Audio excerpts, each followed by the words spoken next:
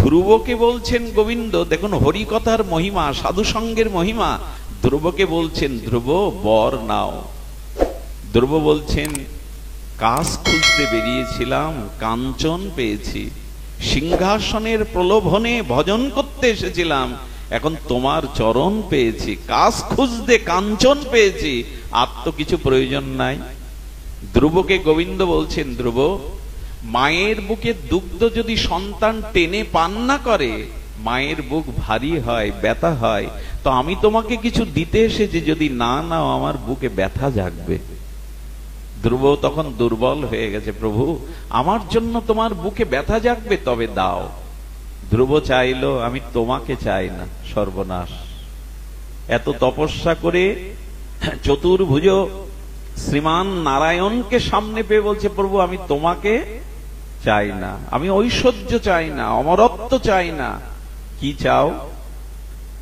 বললেন, ভক্তি প্রবাহমাং তয়ি মে প্রসঙ্গ। ধ্রুব বললেন, প্রভু আমি তোমাকে চাই না, বৈকুণ্ঠ চাই না, অমরত্ব চাই না, আমি তোমার প্রিয় ভক্ত সঙ্গে তোমার নাম রূপ লীলা কথা শুনতে চাই। হ্যাঁ, গোবিন্দ হাসছেন, ভগবান হাসছেন। ধ্রুব তুমি শিশু, তুমি 5 বছরের শিশু। সাধু সঙ্গ ভজন সাধন তো ভগবানকে প্রাপ্তির জন্য, ওগুলো সাধন, আর আমার চরণ পাওয়া হলো সাধ্য। মানুষ সাধনের দ্বারা সাধ্য বস্তু পায়, তো সাধ্য বস্তু পেয়ে তুমি আবার সাধনে ফিরে যেতে চাইছো। আমাকে পাওয়ার জন্যই তো সাধু সঙ্গ ভজন সাধন, আমাকে পেয়েছো, এখন আবার নিচে নামতে চাইছো কেন? আহা, বড় মার্মিক তত্ত্ব কথা, হৃদয় জোড়ানো হরি কথা, মহিমা যুক্ত সিদ্ধান্ত মঞ্জুষা। ধ্রুব তখন বলেছেন, প্রভু আপনি ঠিকই বলেছেন, আমি শিশু তো, আমার বুদ্ধি শিশুর মতোই। আচ্ছা প্রভু বলো তো, কোন দুগ্ধপোষ্য শিশু যার দন্ত ওঠেনি, সেই শিশুকে যদি 1 খণ্ড আগ দেয়া হয়, সে চর্বণ করে নিষ্কাশন করে রস আস্বাদন করতে পারবে? শিশুর কাছে ইক্ষুতে রস আছে, আছে কিনা? ইক্ষুদণ্ডের মধ্যে রস তত্ত্ব আছে, কিন্তু শিশু কি নিষ্কাশন করে রস আস্বাদন করতে পারবে? বলে, প্রভু তুমি ঠিকই বলেছো, আমি শিশু, তুমি রসময়, তুমি চিন্ময়, তুমি রসিকেন্দ্র মৌলি, তুমি রসিকে শেখর, তুমি সচ্চিত আনন্দময়। তোমার ভেতরে রস আছে, প্রেম আছে, আনন্দ আছে, কিন্তু ওটা নিষ্কাশন করে আস্বাদনের মতো ক্ষমতা আমার নেই, এই জন্য আমি তোমায় চাইছি না। ভক্ত ভগবানের কথার মধ্যেই তো আনন্দ, সঞ্জীবনী সুধা। গোবিন্দ তখন বলছে, ভক্ত সঙ্গ চাইছো কেন? বললেন, প্রভু ওই ইক্ষুদণ্ডটা যন্ত্রে পেষণ করে, মাড়াই করে শীতল মিষ্ট রড যদি পাত্রে তুলে দেয় শিশুর মুখে, সেটা তখন সে আস্বাদন করতে পারবে।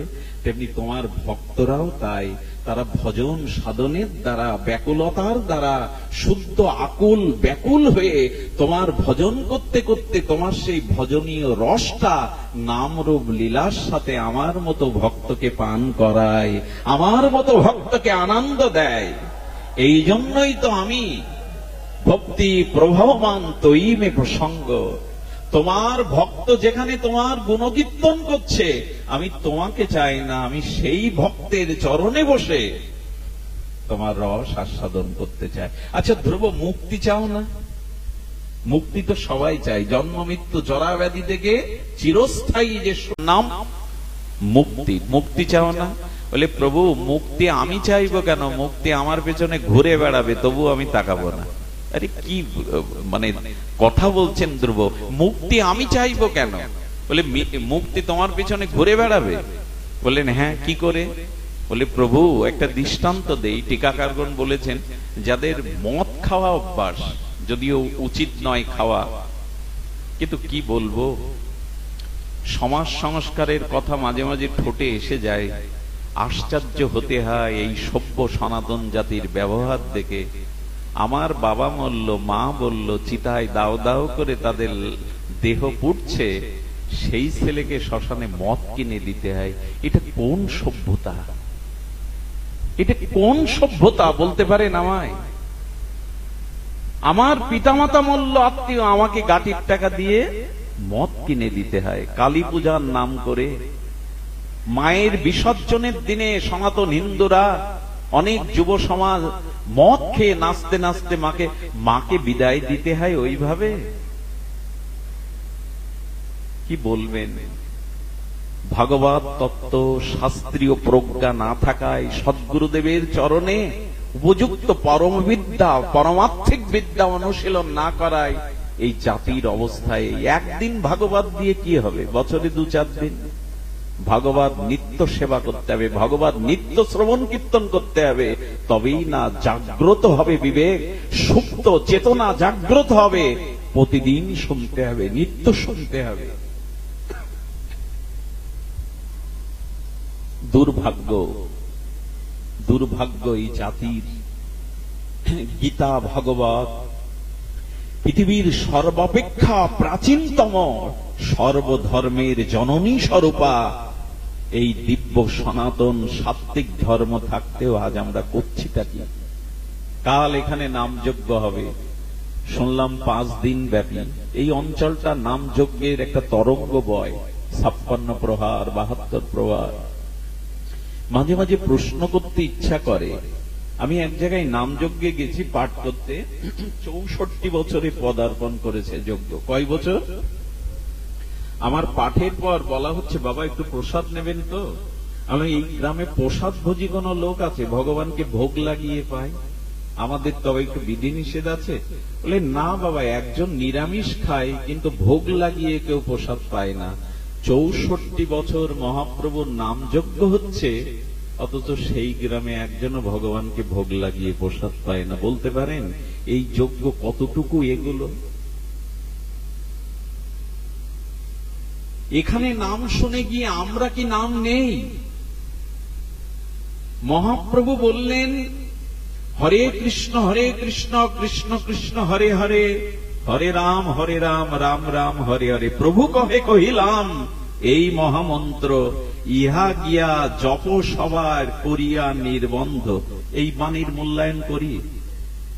আবার বলি, প্রভু কহে কহিলাম, এই মহাপ্রভু স্বয়ং বলছেন, প্রভু কহে কহিলাম এই মহামন্ত্র, ইহা গিয়া জপ সভা করিয়া নির্বন্ধ। এটা শঙ্কাপূর্বক নাম জপ করো। যজ্ঞ কি শুধু 16 প্রহার 40 প্রহার? হরিনাম মালাই জপ করাটাই হলো, সেটাও যজ্ঞ। কারণ 2-4 মালা জপ করে যখন সমাপন করেন কি মন্ত্র বলেন? নাম যজ্ঞ, মহাযজ্ঞ বলেন কিনা? কিন্তু আসরে নাম হচ্ছে 5 দিন, অথচ গৃহে নাম হচ্ছে না। ঝাঁস খোল কত্তাল বাজিয়ে সকাল সন্ধ্যা সৎকারা 20% হিন্দুর গৃহে হয়তো হতে পারে, 80% হয় না। এই নামযজ্ঞ থেকে কতটা নিতে পারছি আমরা? আমি নামযজ্ঞের বিরোধী নই, কিন্তু আমাদের জীবনে মহাপ্রভুর আদেশ পালন হচ্ছে কই? শঙ্কাপূর্বক নাম জপাত সিদ্ধি, জপাত সিদ্ধি। শ্রীমৎ ভাগবত গীতায় সার্বভৌম শাস্ত্রে গোবিন্দ বললেন, যজ্ঞ নাম জপযজ্ঞস্মি, যজ্ঞের মধ্যে আমি জপযজ্ঞ। কই সেই যজ্ঞ? আজ আমাদের মাঝে এই আসরেই শুধু। তারপরে দুঃখের বিষয়, নামযজ্ঞের আসরে সকালবেলা বাদামের খোলা, পাপড় ভাজার খাবারের ঠোঙা পাওয়া যায়। এটা খাবার খাওয়ার জায়গা, বাদাম ভাজার খাওয়ার জায়গা, তাও চলে আমাদের। এই জন্য নূতন করে ভাবতে হবে মহাপ্রভু কিভাবে নাম নিতে বলেন। যে রূপে লইলে নাম প্রেমের উপচায়, তাহার স্বরূপ লক্ষণ সুর স্বরূপ রামরায়। মহাপ্রভু হরিদাসকে দিয়ে বললেন কারা নাম প্রচার করবে, কাদের নামের দ্বারা জীবের আত্মোন্নতি হবে, প্রেম ভক্তি হবে। সবার মুখের নাম জীবকে পরিবর্তন করতে পারে না। হরিদাস ঠাকুরকে মহাপ্রভু স্পষ্টই বললেন, আচার করে কেহ না করে প্রচার, প্রচার করে কেহ না করে আচার। আচার প্রচার করো 2 কার্য, তুমি জগতের গুরু, তুমি জগতের রাজ্য। নাম প্রচার কারা করবে? যারা আচরণ করে। আচ্ছা, রিভলভার দিয়ে যদি শুট করি বুলেট, আপনার হৃৎপিণ্ড ভেদ হয়ে বেরিয়ে যাবে না?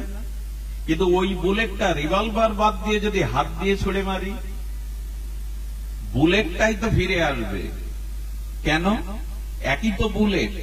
বললো হাতের মধ্যে ওই রিভলভারের প্রযুক্তির যে গতি, ওই গতিটা হাতের মধ্যে নেই। তাই যিনি শুদ্ধ আচরণ করে নাম বিতরণ করেন, তার ভিতরে যে পাওয়ার, যে শক্তি, যিনি আচরণ করেন না, শুধুমাত্র বাণিজ্যের জন্য, কণ্ঠের সুরের জন্য মন মাতানো সুরারোপ করেন, তার নামে হয়তো জীব মোহিত হবে, সুরের মূর্ছনায় হৃদয় পুলকিত হবে, কিন্তু স্বভাব পরিবর্তন, ভক্তি হবে না। এই জন্য বললেন শুদ্ধ ভক্ত সঙ্গ, শুদ্ধ হরিনাম। সবার আগে একটা শুদ্ধ মেশানো আছে। একদিন ভেজাল ডাল্লার থেকে এক চামচ উৎকৃষ্ট গব্য ঘৃত উত্তম। এই জন্য মহাপ্রভু বললেন, যে আচার করে এবং যে প্রচার করে, এই দুই কার্য যে করে, সেই তো আচার্য, সেই তো প্রচারের অধিকারী। এই জন্য আজ নামযজ্ঞ হচ্ছে, এটি কল্যাণকর। বঙ্গদেশের নামযজ্ঞের সুনাম সারা পৃথিবীতে। পশ্চিম বাংলায়ও এত সুর, এত রাগ রাগিনী, এত নাম শোনার ভক্ত নাই ও দেশে। কিন্তু এই বাংলায় নাম যজ্ঞের প্রচারের পরেও মহাপ্রভুর আদর্শকে এই সনাতন বৈদিক হিন্দু সমাজে কি প্রতিষ্ঠা করতে পারছি? এই জন্য যারা হাত জোড় করব, যারা নাম প্রচার করেন, তারা মহাপ্রভুর আদর্শ মেনে একটু আচরণ করবেন। একাদশীর দিনে হোটেলে খেয়ে এসে যদি নাম প্রচার করেন, ওই নাম কার্যকারী হবে না। বাইরে থেকে ধূমপান করে আসরে উঠে যদি হরিনাম করেন, ওই জিহ্বায় নাম শক্তি সঞ্চারিত হবে না। নূতন করে ভাবতে হবে আমাদের। সেই ভাবনাটা হলো যাতে স্বভাবের পরিবর্তন হয়, যাতে একটা জাতি এগিয়ে যেতে পারে, ধর্মের বিজয় পতাকা গৌরবে যাতে উড্ডীয়মান হয়, এই চিন্তা। এসব কথা বলতে গেলেই আমাদের উপরে কেস ঠুকে দেওয়ারও লোক আছে। অনেকবার অনেক প্রতিকূলতার মধ্যেও পড়ি আমরা। শুধু ভক্তগণ, অনুরোধ, আচরণশীল হয়ে নাম করুন। শুদ্ধ আচরণ চাই, শুদ্ধ সাধুসঙ্গ চাই, শুদ্ধ হরিকথা চাই, শুদ্ধ হরিনাম চাই। যদি মনে প্রশ্ন আসে, মহাপ্রভু বলেছেন হেলায় অবহেলায়, শ্রদ্ধায় অশ্রদ্ধায় যেভাবে নিলে কাজ হয় বলা আছে। বলে বলা আছে, তবে সেটা অনেক বিলম্ব হবে। হরিনাম একেবারে বৃথা যাবে না, তবে কোটি কোটি জন্ম লেগে যেতে পারে। তার প্রমাণ চৈতন্য ভগবান কি বলেছেন? কোটি জন্ম করো যদি নাম সংকীর্তন, তবু না মিলিবে কৃষ্ণ প্রেমধন। কোটি জন্ম করলেও পাওয়া যাবে না। আবার পুনরায় বলছেন, এক কৃষ্ণ নামে সমস্ত পাপ ক্ষয়, আর কৃষ্ণ নাম লইতে প্রেমের উপচয়। দুইবার বললে কাজ হয়ে যাবে। একবারে অনন্ত জন্মের পাপ যাবে, আর একবার বললে বৈকুণ্ঠ থেকে রথ আসবে। তাহলে হচ্ছে না কেন? একদিক দিয়ে পরস্পর বিরোধী না? কোটি জন্ম করলেও হবে না, আবার দুইবার বললে হবে। তার কারণ হলো এই, হেন কৃষ্ণ নামে যদি প্রেম না হয় অঙ্কুর, জানিও দেহে আছে অপরাধ প্রচুর। এই তো অপরাধ, নামচরণে অপরাধ হলে, নামে অপরাধ হলে সেই নাম ক্রিয়াশীল, কোটি জন্মেও প্রেম হবে না। তো কি বলবো আপনাদের, কিছু মনে করবেন না। আমার যজ্ঞে আমি দেখেছি, আমাদের যজ্ঞে আমি দেখেছি, সামনে নিতাই গৌরের ছবি, গেঞ্জি ছাপানো হয়েছে, পেছনে জগন্নাথ। আচ্ছা, আমার ঘামগুলো যখন ওদের গায়ে লাগে, মূল্যায়ন করি তো এটা ভগবানের বিগ্রহ। খুব সস্তা করে ফেলেছি আমরা। আমি যখন ওইটা কাচি, সাবান সোডা দিয়ে আশ্রয়, কারণ বলেছেন নাম বিগ্রহ স্বরূপ, তিনে এক রূপ, তিন চিদানন্দ, তিন চিদানন্দ স্বরূপ। নাম বিগ্রহ স্বরূপ, এটি চিদানন্দময়। ভগবানের বিগ্রহ আর ভগবানের মধ্যে কোনো পার্থক্য নাই। যেখানে সেখানে প্যান্ডেল করলে রাধাকৃষ্ণের ছবি দিয়ে প্যান্ডেল করা, দেখবেন ওই প্যান্ডেলের পাশে যে কাপড়টা দেওয়া হয় প্রায় যুগলের ছবি। আমাদের পায়ের ধুলোগুলো, রৌদ্রগুলো এসে গায়ে পড়ছে রাধা মাধবের। এত আবেগ ভালো না। নামকে, বিগ্রহকে এত সহজ করে নেওয়া উচিত না। রৌদ্র আমাদের পায়ের ধুলো গিয়ে উড়ে পড়ছে। নাম যজ্ঞের ছবিতে, লিফলেটে ছবি না ব্যবহার করাই উচিত। এটা কবে দেখবেন মুড়িওয়ালা ঝালমুড়ি বেচবের দ্বারা, দোকানদার চালে গুজে রাখবে। ভগবানের পটকে অবমাননায় আনা উচিত না। এগুলো সংস্কারে আসা উচিত, এগুলো সংস্কারে আসা। নামকে নামের মতো করে গ্রহণ করতে হবে। শুধু ভক্তবৃন্দ, সামাজিক কথাগুলো, সংস্কারের কথাগুলো বলতে ভালো লাগে না, এটা হৃদয়টা বিক্ষিপ্ত হয়ে ওঠে। এই জন্য চেষ্টা করি স্বভাবত হরি কথা নিয়েই থাকতে। ফিরে আসুন। ধ্রুব বলছে প্রভু আমি বৈকুণ্ঠও চাই না, তোমাকেও চাই না, তোমার ভক্ত সঙ্গে হরি কথা তরঙ্গে ভাসতে চাই। বলো কেন? বলে যদি আমাকে বৈকুণ্ঠে নাও, খুব লক্ষ্য করে শুনুন, ওইখানে তোমার ওই এক রূপ এক লীলাই আমি দেখব, কিন্তু তোমার ভক্ত সঙ্গে বসে যখন তোমার নাম রূপ লীলা কথা শ্রবণ করব, তখন নিত্য নবায়ন, নিত্য নূতন আনন্দ আমি আস্বাদন করব। বৈকুণ্ঠে শুধু তোমার রূপ, তোমার একই লীলা দেখব, কিন্তু ভক্ত সঙ্গে যখন হরি কথা শ্রবণ করব, তোমার নাম রূপ লীলা শ্রবণ করব, তখন নিত্য নবায়ন আনন্দ পাবো। আচ্ছা, যারা এ পর্যন্ত হরিকথা শুনতে আসেন, অরুচি হয়? একই প্রসঙ্গই তো ভাগবত থেকে, গীতা থেকে আসে, অরুচি হয় না। এটা নিত্য নবায়নমান।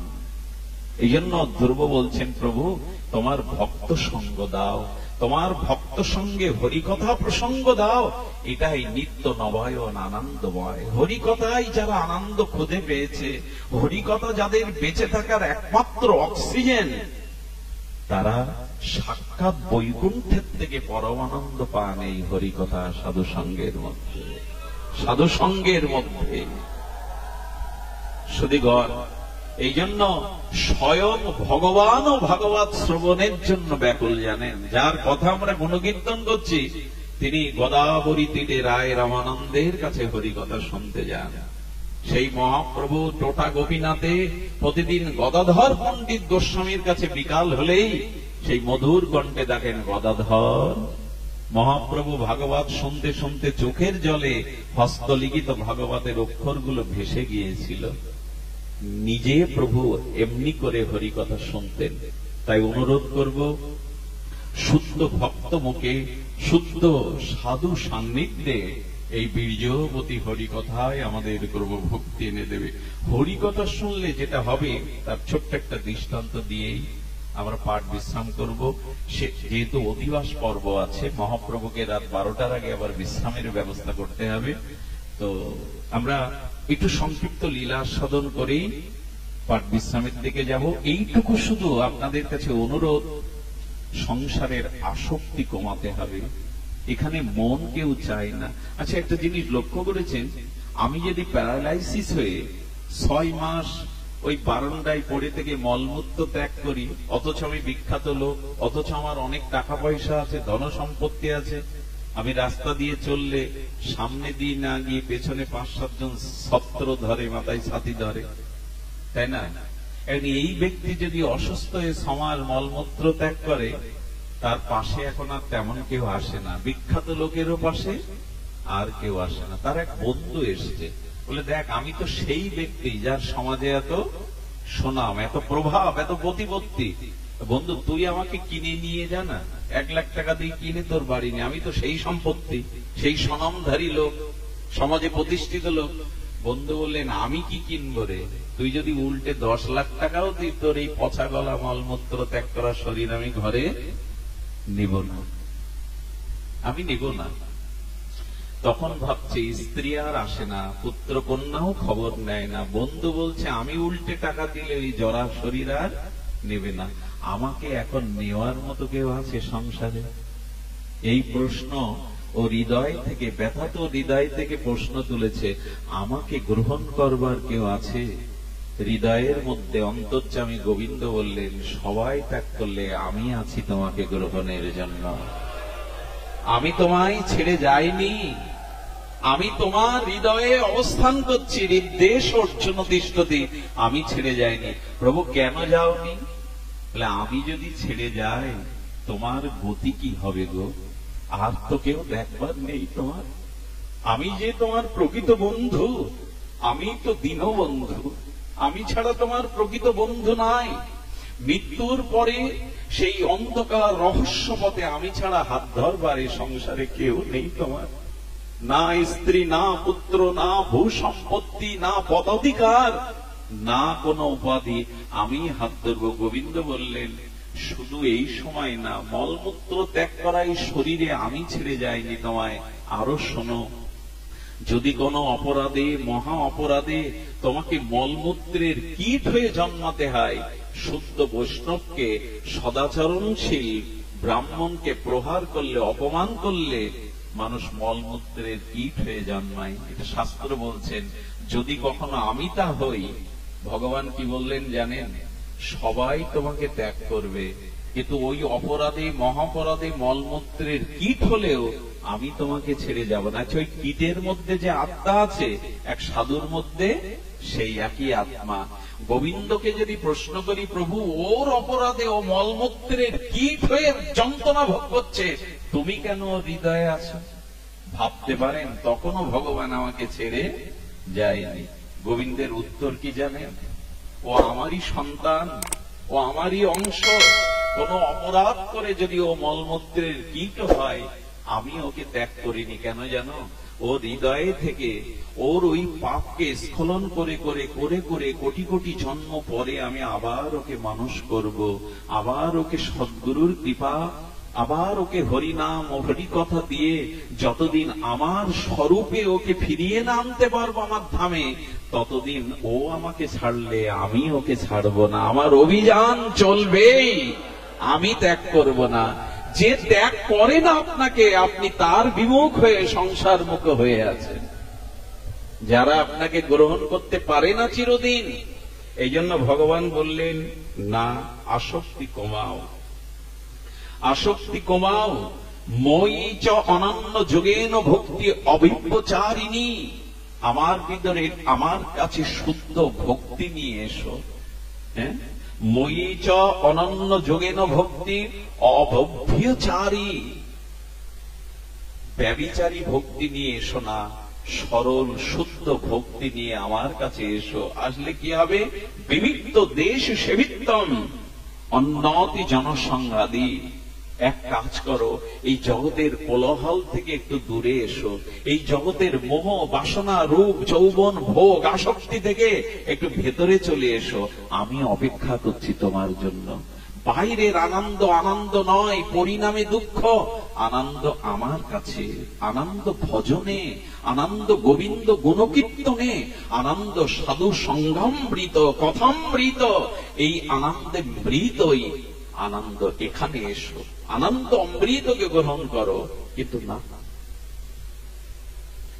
সংসার অনিত্য মুখে বলি, কিন্তু অনুভব করি না। অনুভূতিটা আসবে সাধুর সঙ্গে। এই জন্য ভগবান বললেন, অনন্য ভক্তি যোগের দ্বারা আমার উপাসনা করো। সবশেষ একটা লীলা বৃন্দাবনে, খুব অপূর্ব লীলা, বেশি দিন আগের নয়। আপনাদের হৃদয় প্রশস্তি হবে। এই যুবকের নাম গোপাল। জীবনে বিদ্যালয়ে যায়নি, লেখাপড়াও জানা নেই। মানুষ তাকে অল্প বুদ্ধি সম্পন্ন বলে, হাবাগোবাও একরকম বলে। আর হাবাগোবা বলে বৃন্দাবনবাসীর ঘরে ঘরের গাভীগুলো চড়িয়ে বেড়ায়। বিবাহ করেছে, স্ত্রী ঘরে আছে, কখনো ঈশ্বর ভজন করেইনি, ঈশ্বর তত্ত্ব তো জানেই না। ওই গাভীর পাল রেখে বেড়ায়, মালিক কিছু দেয় তাই দিয়ে সংসার চলে। খুব মন দিয়ে শুনতে হবে। ওই যে গোপাল, সে এমনি করেই গোচারণ ভূমিতে গাভীগুলো চড়ায়, মাসে যা যা দেয় রাখাল হিসাবে তাই দিয়ে সংসার চালায়। শিক্ষা নেই, বিদ্যা নেই, শাস্ত্র জ্ঞান নেই, সাধু সঙ্গ নেই। কিন্তু একদিন, এটাই তো কৃপা, যেদিন আপনার জীবনে সাধু সঙ্গ হবে, সাধু মুখারবিন্দের হরিকথা শ্রবণ হবে, জানবেন ভগবান আপনার প্রতি আজ বিশেষ কৃপা করে দিয়েছে, ভগবান বিশেষ করুণা করেছে আপনাকে। তো ও দেখছে সাধু বাবারা করতাল বাজিয়ে, মৃদঙ্গ বাজিয়ে ভগবানের দিব্য নাম করতে যায়, জয় রাধা মাধব, জয় মুকুন্দ মুরারি, এই কীর্তন করতে করতে চলে, জয় শ্রীকৃষ্ণ, জয় শ্রীকৃষ্ণ।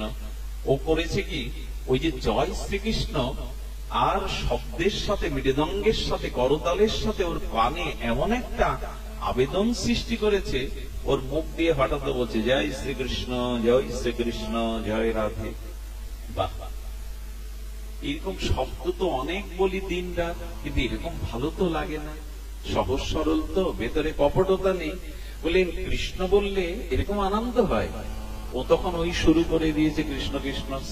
পাশে যারা থাকে সহযাত্রী সহপাঠী, তারা টিটকারি করতে শুরু করলো। আপনার কেউ করবে, আপনি যদি তিলক মালা নিয়ে হাতে জপের মালা নেন, কেউ কেউ প্রথমত আপনাকেও অনেক কথা বলবে। তো বলছে কিরে, হ্যাঁ এখন ভক্ত হয়ে গেছিস, হরিনাম করছিস? বলে দেখ, সেসব কিছু না, কিন্তু ওই সাধু মুখে হরিনামটা কানে যাওয়ার সাথে সাথে না আমার ভেতরে ভালো লাগা তৈরি হয়ে গেছে। এটা ভক্তি সাধনা কিছু না, ভালো লাগা বলে তো একটা জিনিস আছে। যে যাকে ভালোবাসে দেখবেন দিনের মধ্যে তার নামটা দু চারবার সেই নিয়ে বিনিয়ে বলবে। ভালোবাসার মানুষের নামটা দু চারবার মুখে আসবেই। তো কৃষ্ণ কৃষ্ণ জয় শ্রীকৃষ্ণ বলছে। স্ত্রী বলে দেখো, বলতে বলতে তোমার অভ্যাস হয়ে গেছে, তুমি নাক ডেকে ঘুমাও, তার মধ্যে কৃষ্ণ আসে। এই করতে করতে নামে ওর কিছুটা রুচি এলো, গোপালের নামে রুচি এলো। কিন্তু আপনারা জানেন, যতদিন মহৎ কৃপা না হবে ততদিন সাধনার পূর্ণতা আসবে না, এই অপেক্ষাটা ছিল। কিন্তু নাম করলে কি হয় জানেন, নাম প্রভু কৃপা করে সেও সদ্গুরুর সন্ধান মিলিয়ে দেয়। একদিন এক সাধুকে দেখলো, দেখেই ভক্তি হলো, চরণে পড়ে বললেন বাবা আমাকে কৃপা করুন, আমি নাম করি, সবাই টিটকারি কাটে, সবাই উপহাস করে, কতজন কত কথা বলে। বলে বাবা দীক্ষা নাও, সদ্গুরুদেবের কৃপা হলে, মন্ত্র সঞ্চারিত হলে তখন আর এই মান অপমানের দিকে তোমার দৃষ্টি যাবে না, তখন নামে রুচি আসবে। তখন বলছে বাবা কৃপা করে আপনি তাহলে আমাকে দীক্ষা দিন। বলে না বাবা, তুমি দীক্ষা পাবে, তবে আমি দীক্ষা তোমায় দেব না, আমি আশীর্বাদ করছি। সদ্গুরুদেবের জন্য যদি ব্যাকুলতা থাকে, স্বয়ং জগৎগুরু ভগবানই তোমাকে মিলিয়ে দেবেন সদ্গুরু। সেই দিন থেকে তার মনে ওই একটা বাসনা, ভগবান তুমি সদ্গুরু রূপে জীবকে কৃপা করো, যদি ব্যাকুলতা জাগে। একটা কথা বলি আপনাদের, আচ্ছা এই তাপদহে কাজ করতে করতে ঘর্মাক্ত কোন ব্যক্তির পিপাসা যখন খুব গভীর হয়, পিপাসাটা যখন চরম আকার ধারণ করে, তখন আপনার সামনে নির্মল শীতল পানীয় এক গ্লাস জল দিলে জলটা আপনার কাছে জলের মতো মনে হয় না অমৃতের মতো মনে হয়? শ্রান্ত ক্লান্ত পিপাসার্ত ব্যক্তির সামনে নির্মল বিশুদ্ধ পানীয় জল দিলে ওটা তখন অমৃত মনে হয়। আর যে ব্যক্তির পিপাসা আদৌ লাগেনি, সে অমৃত কেন জলের খোঁজ কি করবে? ভাগবত জগতেও এই কথা, যদি ভগবানকে পাওয়ার জন্য, প্রেম ভক্তির জন্য হৃদয়ে পিপাসা জাগে, তবেই হরি কথা মধুর লাগে, তবেই হরি নাম মধুর লাগে। যার পিপাসা জাগেনি সে তো হরিকে খোঁজই করবে না, যার পিপাসা লাগেনি সে জলের অনুসন্ধান করবে না। এই জন্য হরি কথাতে তাদের রুচি হয়েছে যাদের ভগবানকে পাওয়ার পিপাসা হৃদয়ে জেগেছে। তোমাকে না পেলে জীবনে শান্তি নাই, তোমাকেই পেতে হবে। গুরু মহারাজ বলছেন আগামী জন্ম পাবো এ কথা ঠিক নয়, এ জন্মে পাবো এ কথাটা ঠিক নয়, এখনই তোমাকে পেতে হবে, না হলে বাঁচবো না, এটাই ঠিক। এই দৃঢ়তা চাই, এখনই পেতে হবে। পর জন্মে মনুষ্য হব কিনা, পাবো কিনা জানি না। ও তখন কাঁদে, গরু রাখতে রাখতে, গরু চারণ করতে করতে বলে কবে সদ্গুরুদেবের কৃপা পাবো। ওর উৎকণ্ঠায় ব্যাকুলতায় স্বয়ং গোবিন্দ পরমেশ্বর ভগবান গুরু রূপে সামনে হাজির হলেন। ওকে দেখেই মনে হয়েছে ভগবান যদি গুরু রূপে আসে, ভগবান যদি গুরু রূপে আসে, বলুন তো আনত শ্রদ্ধা স্বাভাবিক এসে যায়, চরণে পড়ে বললেন, এতদিন তবে সাধুর বাক্য সত্য হলো প্রভু, আপনি কৃপা করে আমাকে দীক্ষা দিন। ভগবান গুরু রূপে এসেছেন, পরিচয় দিচ্ছেন না। বললেন, দেখো, হ্যাঁ আমি তোমাকে মন্ত্র দেব। যেই বললেন যমুনা থেকে স্নান করে কান পাত, বললেন একটা সত্য আছে গুরুদেব। দেখুন সরলদের কি অবস্থা, কি সত্য? বলে, অনেক বড় মন্ত্র দিলে আমি 1 মিনিট পর মনে রাখতে পারবো না। আপনি খুব ছোট, যত ছোট হোক, 1 বাক্যের একটা মন্ত্র দিন। গোবিন্দ হেসে উঠেছে গুরু রূপে, বলে কত সরল দেখো, আগে থেকেই বলছি আমার মনে থাকে না 1 মিনিট পর, আপনি যে বড় মন্ত্র দেবেন। সরলরাই ভগবানকে পায়, সরলতাই ভগবান। এই জন্য মহাজন বলেছে, গাও গাও সবে গৌরাঙ্গের গুণ, সরল করিয়া মন। মনটা সরল করে গৌরাঙ্গ বলো, তবেই তো কৃপা হবে। সুধীজন তখন বলছে, আচ্ছা তোমাকে 1 মন্ত্র দেব। বলে, প্রভু আর একটা সত্য আছে, দীক্ষা দিয়েই যে আপনি বলবেন এই মানতে হবে, ওই মানতে হবে, এই করতে হবে। প্রভু অত আচার আচরণ, আমি গরু রেখে বেড়াই, মূর্খ আকার, আমি অত আচরণ করতে পারবো না। একটা আচরণ আমাকে বলবেন যাতে আমার। গোবিন্দ হাসছে আর বলছে, এদেরই তো কৃপা করতে হয়। কত আমরা গুরুদেবের সামনে বলি, হ্যাঁ প্রভু জপ করব, মুখ করব, কিছু মনে করবেন না। সাধু দর্শনে গেলে, গুরুর সামনে গেলে হাতে মালা খটখট করবেন না, গুরুদেবকে জানাবেন না যে আপনি কত জপ করেন। সবখানে ওটা করার দরকার নেই। গুরুদেবের সামনে গিয়ে করজোড়ে নত হয়ে দণ্ডবোধ করে বসুন। খুব জানাতে যাবেন না, প্রভু আমি খুব নাম করি। গুরুদেব বোঝেন আপনাকে, জানেন আপনাকে যে আপনি প্রদর্শন করছেন কিনা। ভক্তি কখনো বিজ্ঞাপন করতে নেই, ভক্তি কখনো বিজ্ঞাপনের দ্বারা প্রচার করতে নেই। আচ্ছা, আপনার বাড়িতে এখন কত টাকা সোনা আছে এটা কাউকে বলেন আপনি মনের ভুলেও? যদি 2 টাকা পয়সা সুরক্ষিতের জন্য বাইরে বিজ্ঞাপন করে বলে না বেড়ান, তা আপনার ভিতরে কতটুকু ভক্তি প্রেম সম্পদ আছে সেটাও কি বলার জিনিস? বলার জিনিস নয়। প্রেম ভক্তি লুকিয়ে রাখো, প্রেম হৃদয়ে লুকাইয়া। প্রেমটাকে লুকিয়ে রাখো, বুঝতে দিও না। এই জন্য কিছু মনে করবেন না, যারা প্যান্ট পরে আসে, যারা স্যান্ডো গেঞ্জি গায়ে দিয়ে আসে, ওদের দিকে আর চোখে তাকাবেন না। তিলক নেই বলে, ধুতি পরা নেই বলে কার মধ্যে কতটুকু ভক্তি আছে এটা বুঝবার ক্ষমতা আমাদের নাই। কাউকে অবহেলা করা যাবে না। কার মধ্যে পোশাক দরকার, কিন্তু পোশাক নাই কোন পরিস্থিতিতে তিনি ভক্ত নন, এমন না, এমন নয়।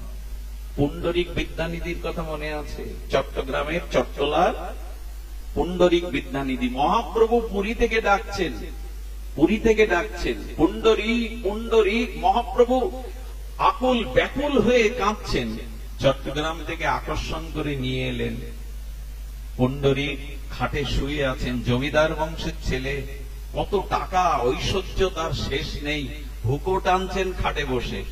একে গদাধর পণ্ডিত গোস্বামীকে বলছেন, শ্রীনিবাস আচার্য সম্ভবত, চলো তো বৈষ্ণব দেখে আসে। গদাধর পণ্ডিত গোস্বামী তিনি এসে দেখছেন হুকো টানছে পায়ের উপরে পা দিয়ে, ঝলমলে পোশাক পরা আর সুন্দর খাটে সে দেখে বলছেন, আহা, বৈষ্ণব দেখবার নাম করে বিষয়ী দর্শনে আনলেন। আচার্য বললেন, উনি বিষয়ী তুমি জানলে কি করে? বাইরের পোশাক দেখে, তার বাইরের চাকচিক্য দেখে। একটা শ্লোক বলো তো ভাগবতের। যেই ভাগবতের একটা শ্লোক উচ্চারণ করেছে গদাধর, সেই হুকো ফেলে দিয়ে খাট থেকে নেমে জামা কাপড়, হা কৃষ্ণ তোমায় পাওয়া হলো না, হে প্রভু তোমায় চরণে ভক্তি হলো না। সেই দিব্য অষ্টসাত্ত্বিক বিকারে যেন কাটা প্রাণীর ন্যায় ছটফট করছে। গদাধর দেখলেন এ লক্ষণ সাধারণের হতে পারে না। এমনকি এই গদাধর পণ্ডিত গোস্বামী এই পুণ্ডরিক বিদ্যানিধির কাছে দীক্ষা পর্যন্ত নিলেন। বাইরে দেখে কারো বিচার করা ঠিক নয়, কার মধ্যে কতটুকু ভক্তি সুরক্ষিত আছে। শুধু ভক্তগণ, এই জন্য মহাপ্রভু সবাইকে সম্মান দেওয়ার কথা বলেছেন। জীবে সম্মান দিবে জানে কৃষ্ণ দৃষ্টান। শ্রীকৃষ্ণ তখন তাকে মন্ত্র দিয়ে বলল, ঠিক আছে তুমি একটা পারবে তো?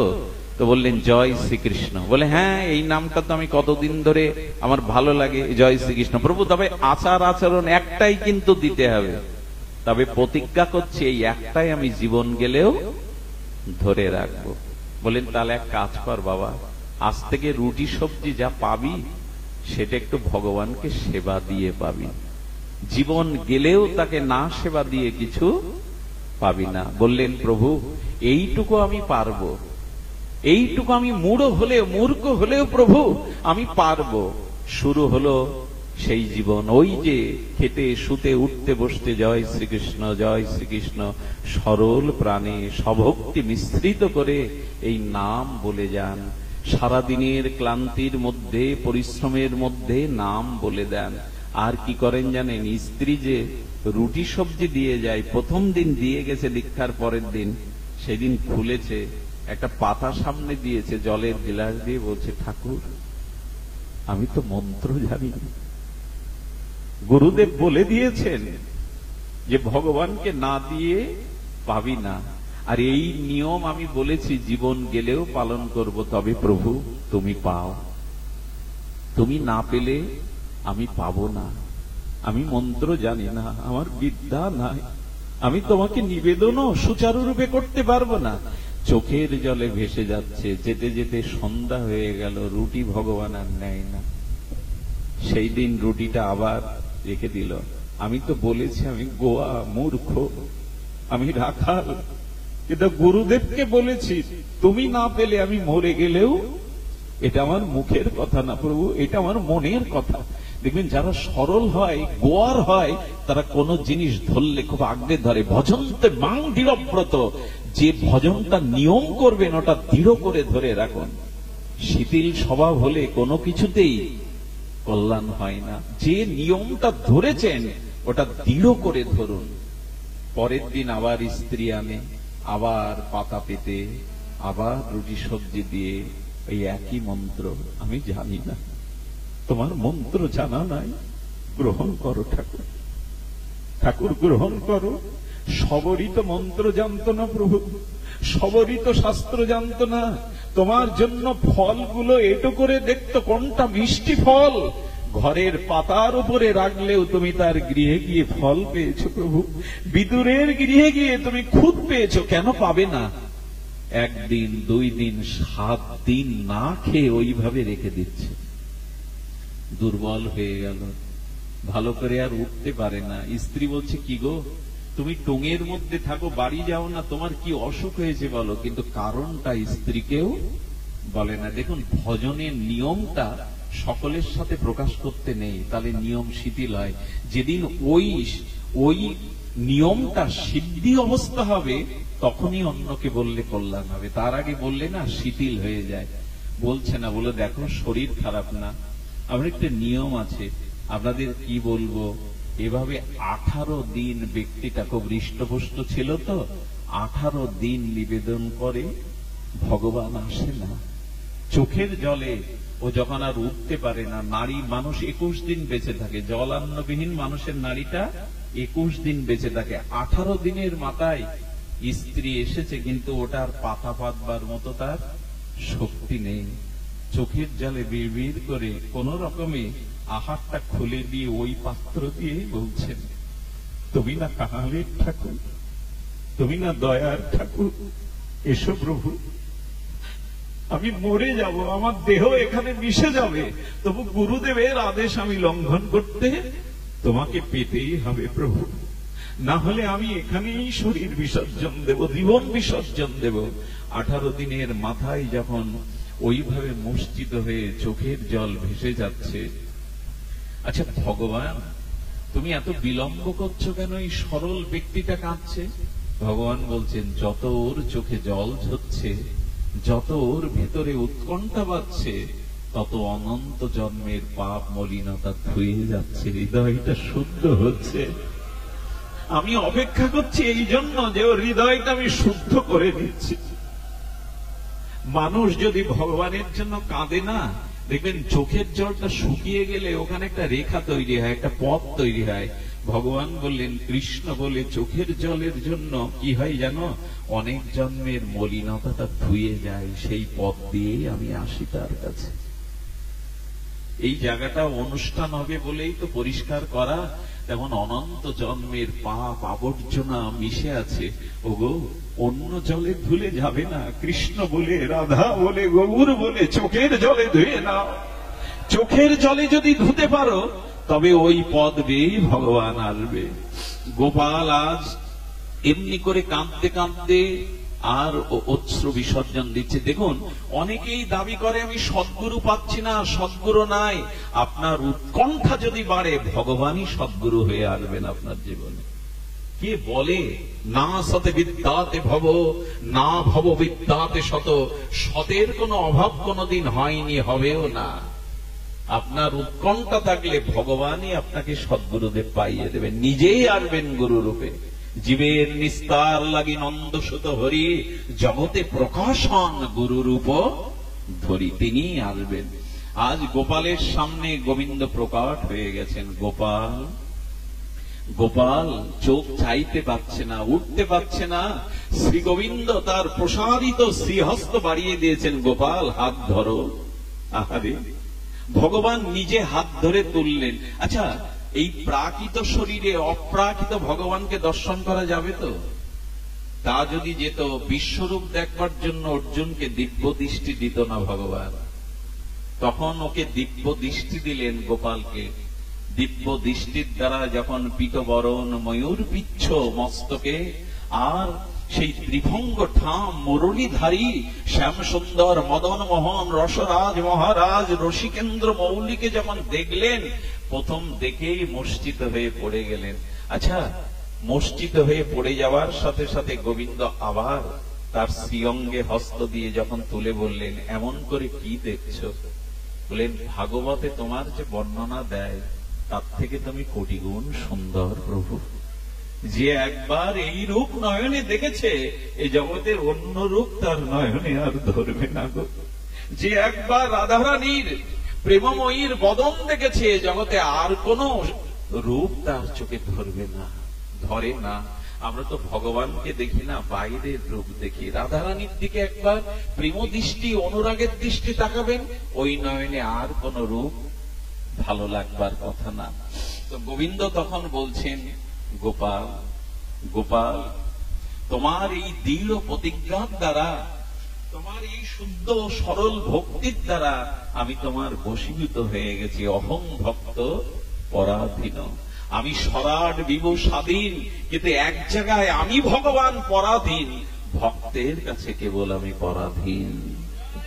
গোপাল গোপাল, আমি এসেছি, এবার দাও তো তোমার রুটি দাও। গোপাল কি করেছে জানেন? বলে, প্রভু সকালবেলা রুটিগুলো, এই এই 18 দিনের রুটিগুলো সব শুকিয়ে গেছে প্রভু, এ তোমাকে দেওয়া যাবে না।